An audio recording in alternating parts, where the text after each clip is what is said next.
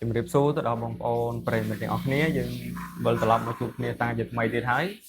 ដោយពេលកំហ្នឹងយើងអត់បញ្ចេញមុខទេគឺទោះនៅភេទជា idol គឺអត់ត្រូវទេបងប្អូនណា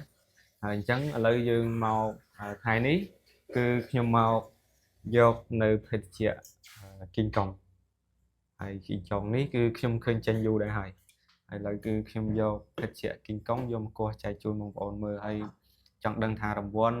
ត្រូវឬក៏ខុសឥឡូវបងប្អូនចាំមើលវីដេអូនេះរហូតដល់ចប់ទាំងអស់គ្នាហើយនឹងឲ្យបងប្អូនទាំងអស់គ្នា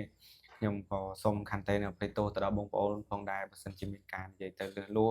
ឬក៏ពាក្យពេចន៍មិនសមរម្យអីសូមបងប្អូនអធិស្ឋាននៅពេលទោសផងហើយនឹងឲ្យបងប្អូនទាំងអស់គ្នាកុំភ្លេចជួយចុច Subscribe ឬដាក់សញ្ញាកណ្ដឹងអ្នកមួយផងដើម្បីនៅទទួលបាននៅវីដេអូគោះភេទជ្ជៈផ្សេងផងដែរដោយថ្ងៃនេះគឺខ្ញុំលើកយកនៅភេទជ្ជៈ King Kong គឺ King Kong King Kong តកកនេះបងប្អូនតែយើងអត់ទាន់ដឹងថា King Kong អីទេហើយឥឡូវបងប្អូនចង់ដឹងថាត្រូវខុសចាំមើលទាំងអស់គ្នាទៅហើយហ្នឹងហើយអញ្ចឹងតោះឥឡូវយើងកុំឲ្យខាតពេលវេលាយូរយើងចូលទៅមើលភេទជ្ជៈនឹងទាំងអស់គ្នាចង់ដឹងថាត្រូវឬខុសអញ្ចឹងណាបងប្អូនហើយឥឡូវនេះគឺខ្ញុំឲ្យបងប្អូនមើលលេងមកជុំអញ្ចឹងណាមើលលេងមកជុំអញ្ចឹងទៅបើសិនជាមានកន្លែងណាប្លែកអីបងប្អូនហើយជួយ comment ប្រាប់ផងហើយហ្នឹងហើយនេះគឺ King Kong eye cool គេណាដឹង eye cool នឹងអីទេនេះដឹងអានត្រូវខុសណាបងប្អូនអញ្ចឹងបើបងប្អូនដឹងបងប្អូនជួយ comment ផងណាហើយគឺមានតកកអញ្ចឹងណា King Kong តកកគេមិនដឹងទេអត់ដឹងទេហើយដោយសារតែនេះគឺខ្ញុំលើកយកមកថ្មីដែរទេតោះឥឡូវបងប្អូនមើលខាងលើគឺset មែនទេអូ set H1 បងប្អូន set H1 ហើយខាងលើគឺលេខ10ខាងក្រោមនេះគឺលេខ25ហើយជាស្រ័យបងប្អូនសម្រាប់និយាយទៅពីឆ្កងអី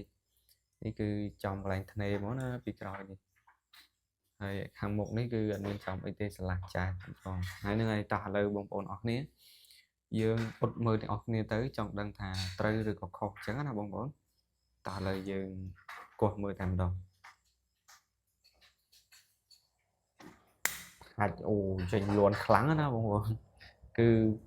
ផាច់យកតែមែនតែនហ្មងណាយ៉ាត្រូវឬខុសបងប្អូនមើលអូមួយកំប៉ុងបងប្អូនណាត្រូវមួយកំប៉ុងណាហើយឥឡូវយើងចង់ដឹងថារសជាតិយ៉ាងណាតើលើសាកមើលសិន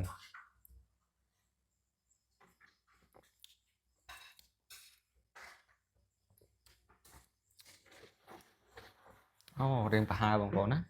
ប៉ុន្តែក្លិនអីគឺនៅដូចគ្នាដដែលក្លិនគឺដូចគ្នាណាបងប្អូនហើយហ្នឹងហើយក្នុងវីដេអូនេះគឺមានតែប៉ុណ្្នឹងទេបងប្អូនអរគ្នាហើយអធិស្ឋានផងបងប្អូនទាំងគ្នាសម្រាប់ការនិយាយមិនសមរម្យអីហើយ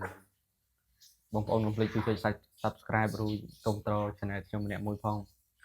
ដើម្បីឲ្យខ្ញុំមានកម្លាំងចិត្តនឹងធ្វើវីដេអូផ្សេងៗក៏ផ្សេងយកមកចែកជូនបងប្អូនមើលទៀតហើយខ្ញុំមានតែប៉ុណ្្នឹងទេសូមគោរពនិងជម្រាបលាបងប្អូនអរគ្នាជួបគ្នានៅវីដេអូក្រោយៗទៀតជាមួយនឹងខ្ញុំបាទសាជាថ្មីទៀតជម្រាបលា